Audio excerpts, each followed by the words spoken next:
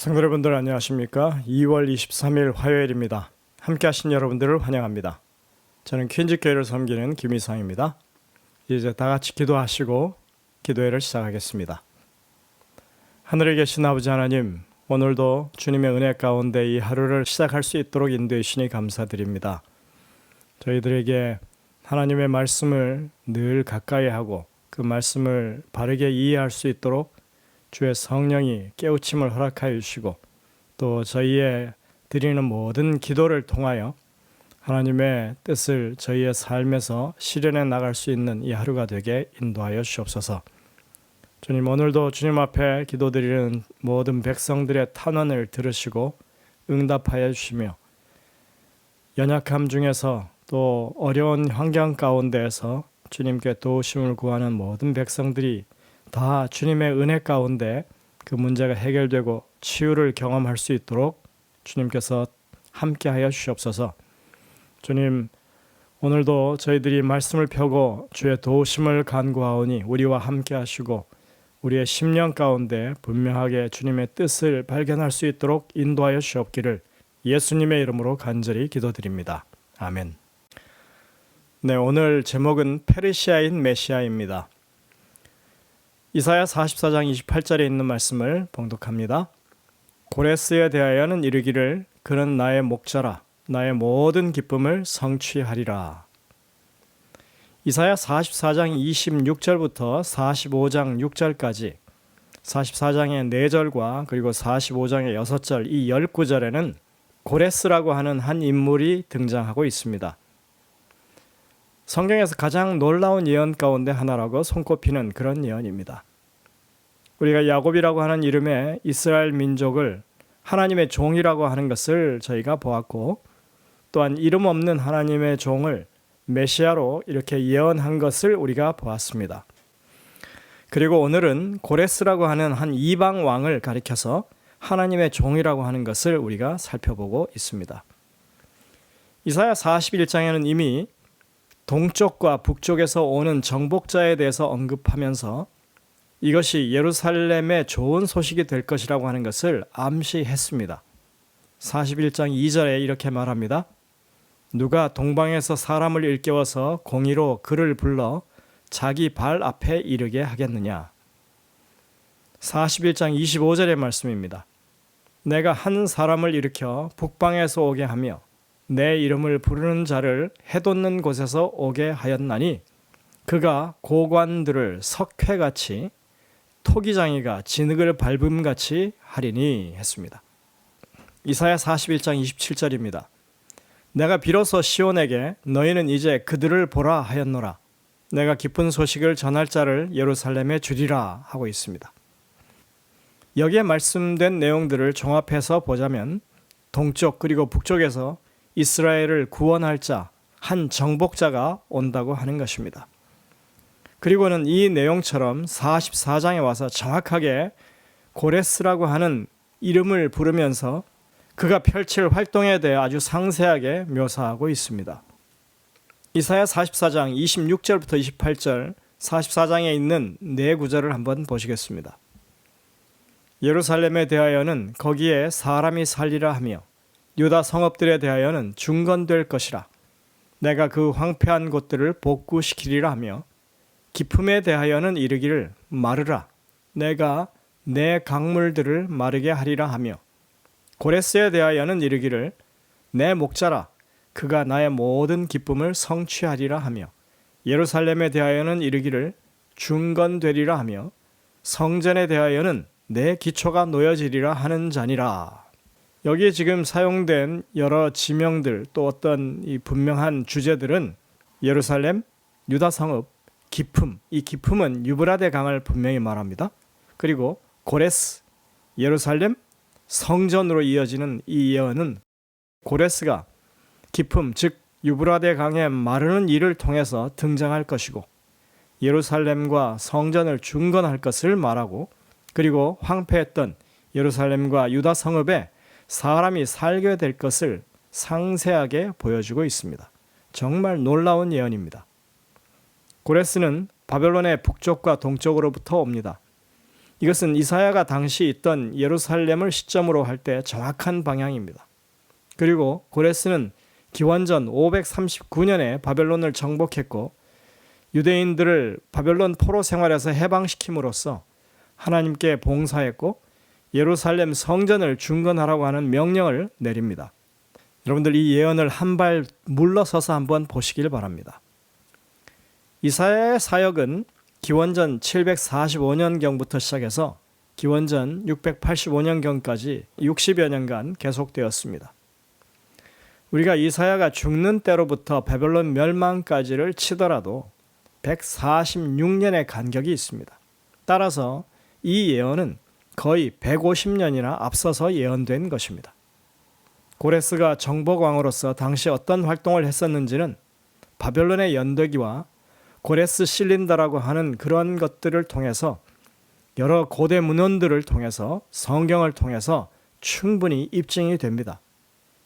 이런 고고학적 증거와 고대 문서의 증거가 없었을 때에는 성경을 비난하던 사람들이 고대 왕국에서 정복자가 포로로 잡혀와 있던 노예와 같은 그 이방 민족들을 해방시킨다고 하는 것이 말이 되지 않는다면서 성경에서 고레스가 내렸던 조서가 터무니없다고 비난했었습니다.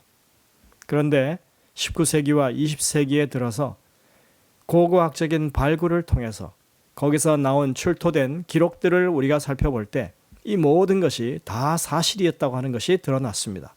그래서 오늘날에는 그 어느 누구도 고레스에 관한 예언이 얼마나 정확했는지에 대해서 반박하기가 참으로 어렵게 되었습니다.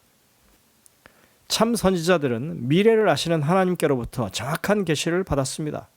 그리고 그러한 계시는 하나님이 보내신 선지자들을 신뢰하는 자들의 믿음 안에서 견고하게 되었습니다. 하나님의 예언은 지금도 너무나 정확하게 성취되고 있습니다. 그리고 하나님의 계획대로라면 반드시 그것은 이루어지게 될 것입니다. 그런데 하나님은 왜 고레스를 나의 기름 부음 받은 종이라고 그렇게 말했을까요? 여기 기름 부음 받은이라고 하는 이것은 메시아라고 하는 말입니다. 히브리 말로 기름 부음 받은 자라고 하는 뜻입니다. 구약의 다른 곳에서 이 단어는 기름 부음을 받은 대제사장이나 혹은 기름 부음을 받은 왕, 그리고 다윗 계통의 왕, 곧 미래 이상적인 지도자이고 구원자이신 메시아에게 적용됩니다. 이사야의 관점에서 고레스는 하나님이 그분의 백성을 구원하라고 보내신 미래의 왕이었습니다. 그러나 그는 조금 낯선 메시아입니다. 왜냐하면 그는 이스라엘 백성이 아니기 때문입니다. 그는 하나님의 원수를 무찌르고 그분의 백성을 해방시키는 등 메시아가 할 일을 행했지만 근본적으로 다윗의 자손이 아니었기 때문에 그는 성경에서 계속 말해왔던 참다운 메시아는 아니었던 것입니다. 단지 하나님께서는 고레스에 대해 알려주심으로써 오직 하나님 자신만이 미래를 알고 그 미래를 결정하신다고 하는 사실을 나타내시고 그분의 신성을 그렇게 증명하시는 것입니다. 하나님은 또한 고레스에게 그의 모든 앞길을 열어주며 내게 흑암 중에 보화와 은밀한 곳에 숨은 재물을 주어서 너를 지명하여 부른 자가 나 여호와 이스라엘의 하나님인 줄 알게 하리라고 하십니다. 오늘 소재 영감의 교훈을 보면 이렇게 그것을 묘사하고 있습니다. 고레스가 탄생하기 한 세기 훨씬 전에 영감의 기록은 그의 이름을 언급했고 그가 돌연히 바벨론 성읍을 취하고 포로의 자손들을 해방시킬 길을 준비하리라는 그의 실제적 사업에 대하여 기록했습니다. 하나님은 이사야를 통해서 다음과 같이 말씀하셨습니다. 너를 지명하여 부른 자가 나 여호와 이스라엘의 하나님인 줄 알게 하리라. 선지자 왕 551쪽입니다. 우리는 다니엘이 고레스에게 이사야의 예언을 직접 설명했을 것이라고 생각합니다. 여러분들이 다니엘 6장과 9장을 보시면 바로 이 고레스를 만나서 이 이야기를 하기 직전에 있었던 일들을 기록하고 있습니다. 고레스를 만나는 일을 막기 위해서 다니엘을 제거해 버리려고 했던 사건이 바로 다니엘 6장의 사자굴 사건입니다. 그리고 다니엘 9장의 일은 예레미야의 예언을 깨닫고 70년이 차서 이제 이스라엘 백성들이 예루살렘으로 돌아가게 될 것임을 깨달은 다니엘이 막 왕으로 등극한 고레스 앞에 당시 총리로서 나아가서 분명히 이 예언들을 밝히 설명했을 것이 분명하기 때문입니다. 이러한 하나님의 예언, 즉 이사야 선지자가 150여 년 전에 예언하고 예레미야 선지자가 70년 전에 예언한 이 일을 이룰 사람이 바로 고레스 왕이라고 하는 것을 다니엘은 분명히 증거했습니다. 이런 정황은 우리가 고레스가 내렸던 그 기한령 속에서 분명히 볼 수 있습니다. 에스라 1장의 첫 구절은 이렇게 시작합니다. 바사왕 고레스 원년에 여호와께서 예레미야의 입을 통하여 하신 말씀을 이루게 하시려고 바사왕 고레스의 마음을 감동시키셨다, 이렇게 기록하고 있습니다. 이 일은 다니엘이 왕의 최측근으로서 성경 예언을 풀어서 설명하지 않으면 일어날 수 없는 일입니다. 고레스는 다니엘의 이러한 예언 세미나를 통해서 성령의 감동하심을 입게 된 것입니다. 그리고 에스라 첫 장에는 이어서 이렇게 말하고 있습니다. 그가 온 나라에 공포도 하고 조서도 내려 이르되, 그가 하나님의 감동하심으로 내린 조서가 바로 고레스의 칙령입니다. 이 고레스의 입장을 담은 조서가 이렇게 설명되고 있습니다. 고레스가 직접 쓴 그런 조서입니다. 바사왕 고레스는 말하노니 하늘의 하나님 여호와께서 세상 모든 나라를 내게 주셨다, 이렇게 말합니다. 여러분들, 이런 말을 고대의 그런 위대한 정복자가 그렇게 쉽게 할 수 있을 말일까요? 우리가 아수르의 산헤립이 했던 말들을 기억합니다. 그는 당시 군주들의 가지고 있는 생각을 대변하고 있었습니다. 자신들이 얼마나 위대한 존재인지. 그래서 히브리인들이 섬기는 신 여호와 정도는 정말 아무것도 아니었던 그런 자만심을 가지고 있었던 사람들이 바로 고대의 왕들이었습니다.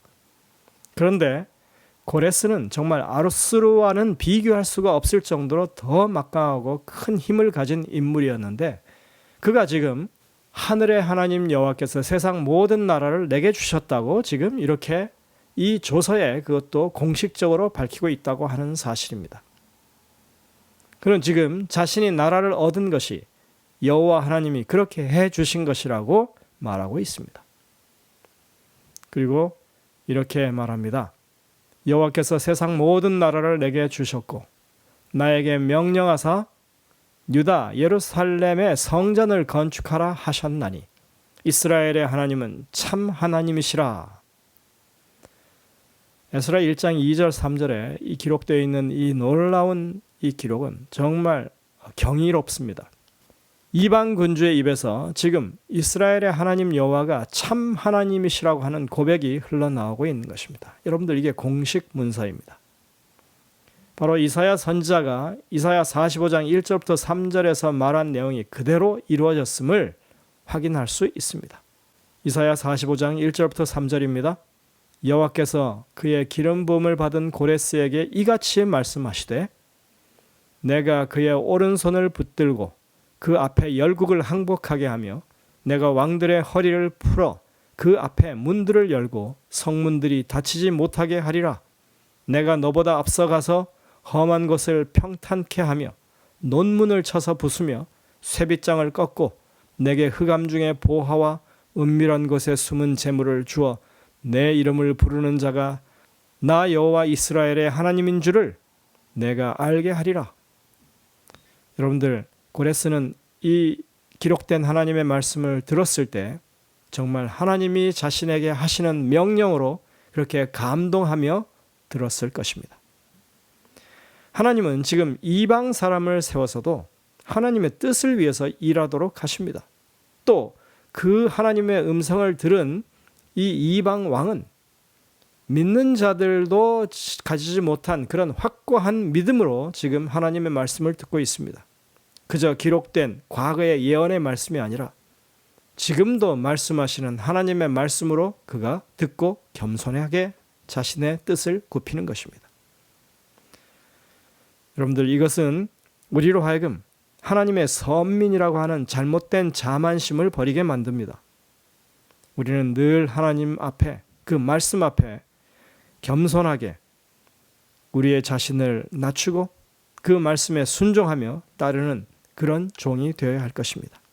이것이 고레스라고 하는 페르시아인 왕이 하나님의 종으로서 행했던 일을 통해서 우리가 배우는 참다운 교훈이 아닐 수가 없는 것입니다. 오늘도 우리는 우리의 삶 가운데 여전히 동일하게 말씀하고 계시는 하나님의 음성을 듣고 그 말씀에 순종해야 하겠습니다. 함께 기도하시겠습니다. 하늘에 계신 아버지 하나님, 오늘도 우리가 성경에 기록되어 있는 이 말씀들을 통해서 하나님의 백성이 어떠한 믿음을 가지고 하나님의 종된 삶을 살아야 할 것인지 깨우쳐 주시니 감사드립니다. 이방 왕 고레스가 그랬던 것처럼 성령의 음성을 들을 때 그 하나님의 말씀 앞에서 자신을 겸손히 낮추고 그것을 하나님의 명령으로 받아들이고 순종했던 것처럼 우리의 삶에서도 그렇게 하나님의 말씀에 겸손히 순종하는 변화가 일어날 수 있도록 역사하여 주옵기를 예수님의 이름으로 간절히 기도드립니다. 아멘. 네, 여러분들 오늘도 이 주신 말씀들을 깊이 묵상하면서 주님의 음성을 듣게 되시길 바랍니다. 저희들은 내일 다시 뵙겠습니다.